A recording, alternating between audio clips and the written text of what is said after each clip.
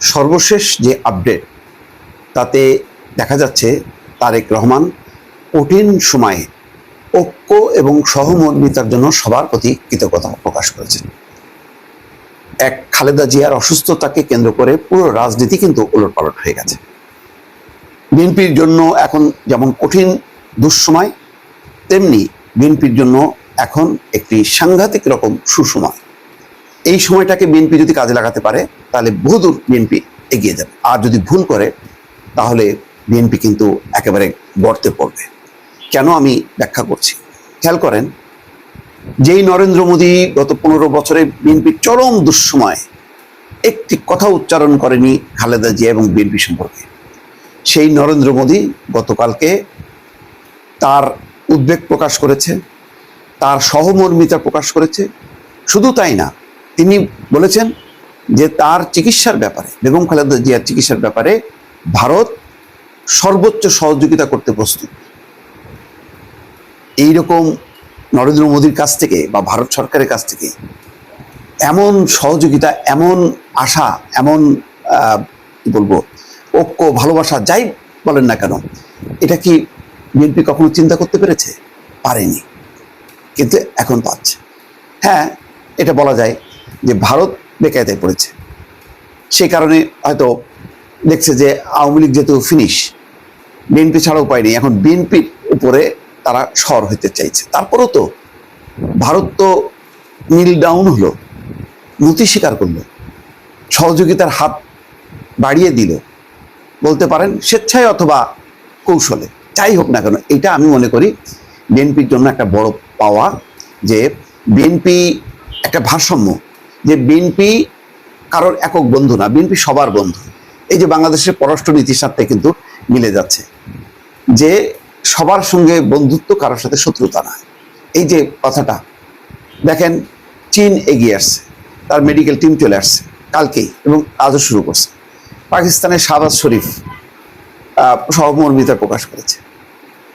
মানে ভারত, চীন এবং পাকিস্তান, যারা পরস্পরের শত্রু, সব শত্রুগুলি কিন্তু এখন এক হয়ে খালেদা জিয়ার প্রতি, বিএনপির প্রতি সহমর্মিতা এবং ভালোবাসার হাত বাড়িয়ে দিয়েছে। বিএনপি চমৎকারভাবে সব পক্ষকে ধন্যবাদ জানিয়েছে। এটা একটা, এই যে শিষ্টাচারটা, এটা রক্ষা করেছে।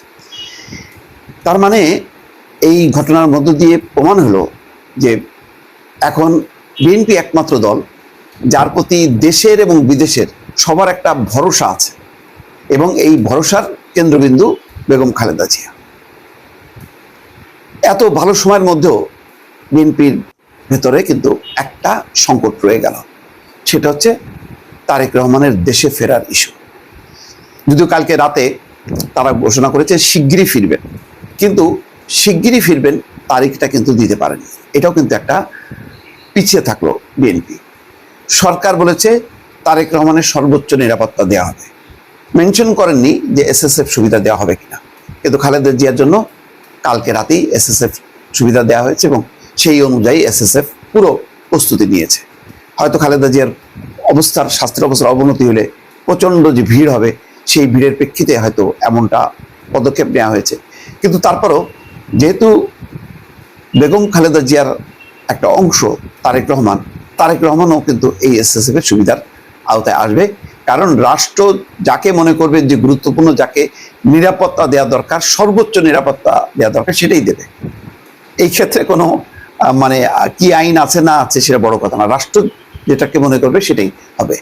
তো বোঝা যাচ্ছে যে তারেক রহমানের দেশে আসার ক্ষেত্রে সরকারের বাধা নেই, দলের একেবারেই মানে আগ্রহ এবং রেসপন্স করেছে যে তারেক রহমান মানে শিগগিরই দেশে ফিরবে। এখন বলটা কিন্তু চলে গেছে তারেক রহমানের কোর্টে। তারেক রহমান কত দ্রুত ফিরবে, কত দ্রুত ফিরে, দুটি গুরুত্বপূর্ণ বিষয়ে তার হাল ধরতে হবে। একটা হচ্ছে মায়ের এই শেষ সময়ে তার ভূমিকা সবার কাছে দৃষ্টিগোচর হতে হবে, আর একটা হচ্ছে নির্বাচনী চ্যালেঞ্জ। এটা কিন্তু একটা কঠিন চ্যালেঞ্জ, যেটা নিয়ে বিভিন্ন মহল উদ্বেগ, উৎকণ্ঠা প্রকাশ করছে যে বাংলাদেশে একটা উগ্রবাদী শক্তির উত্থান ঘটছে, বিভিন্ন ধর্মীয় রাজনৈতিক দলের হাত ধরে উত্থান ঘটছে। সেই ইস্যুতে কিন্তু ভারত, আমেরিকা আবার ঐক্যবদ্ধ, পশ্চিমা দেশগুলো ঐক্যবদ্ধ।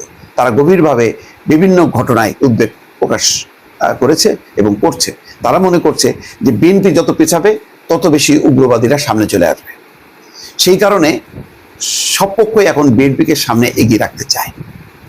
এইটা হচ্ছে আন্তর্জাতিক রাজনীতি এবং দেশীয় রাজনীতিও অনেকটা তাই, যে দেশেরও গণতান্ত্রিক রাজনীতিতে যারা বিশ্বাস করে তারা কিন্তু গভীরভাবে কণ্ঠায় আছে বিভিন্ন ঘটনায়। এখন বেগম খালেদা জিয়াকে বাদ দিয়েই, কারণ শারীরিক অবস্থায় তিনি যদি এই যাত্রায় ফিরেও আসেন, তার শারীরিক অবস্থা এমন হবে না যে তিনি দলের হাল ধরবেন, প্রতিনিয়ত তিনি পদক্ষেপ নেবেন এবং সংকট নিরসনে তিনি ভূমিকা রাখতে পারবেন। সেই ভূমিকা কে রাখবেন? তারেক রহমান কি লন্ডনে বসে সেই ভূমিকা রাখতে পারবেন? না, পারবেন না। একটা পর্যায় পর্যন্ত তিনি মানে বিভিন্ন জনের সাথে সংযোগ করে তিনি পারবেন, কিন্তু এখন ওই পর্বটা কিন্তু শেষ। এখন সশরীরে তাকে এই সংকটগুলো মোকাবেলা করতে হবে। একটা হলো বললামই যে মায়ের শেষ সময়টা পরিস্থিতি সামলানো, আর একটা হচ্ছে দলকে সঠিকভাবে পরিচালিত করা এবং বিভিন্ন শক্তি যে অ্যাক্টিভ হয়েছে যেটা গণতন্ত্রের বিপক্ষে ষড়যন্ত্রমূলকভাবে এবং উস্কানিমূলকভাবে প্রতিবেশী দেশগুলোর সাথে সম্পর্ক খারাপ করার ক্ষেত্রে তাদের যে সমস্ত কথাবার্তা, যে ভূমিকা, সেগুলো নিয়ন্ত্রণের ক্ষেত্রে তারেক রহমানের একটি গণতান্ত্রিক এবং প্রগতিশীল ভূমিকা সব পক্ষই মনে করে, আন্তর্জাতিক মহল মনে করে এবং দেশের গণতান্ত্রিক রাজনৈতিক মহল মনে করে। ফলে আস্তে আস্তে কিন্তু ফোকাস পয়েন্ট হয়ে যাচ্ছে তারেক রহমান। তারেক রহমানের দিকেই সবার নজর। কিন্তু তারপরও যেহেতু বেগম খালেদা জিয়াকে ঘিরে একটা লম্বা সময় রাজনীতির পথ পাড়ি দিয়েছে, আবেগ, ভালোবাসা, উৎকণ্ঠা সবার মাঝে আছে, কিন্তু বাস্তবতা হলো এখনই সবাই কিন্তু পরীক্ষা নিরীক্ষা শুরু করছে, হিসাব করছে যে এরপরে কি, এরপরে বিএনপির রাজনীতির হালটা কে ধরবে। শুধু বিএনপি না, এটা বলা যায় গণতন্ত্রের হাল ধরা, দেশের হাল ধরা এবং বাংলাদেশের ভবিষ্যতের হাল ধরা। কে হাল ধরবে? সেই ব্যক্তিকে, সেই ব্যক্তি হচ্ছে তারেক রহমান। ফলে এই মুহূর্তে এখন থেকে বলা যায় যে ফোকাস পয়েন্ট কিন্তু তারেক রহমান, এই ব্যাপারে কোনো সন্দেহ নেই দর্শক।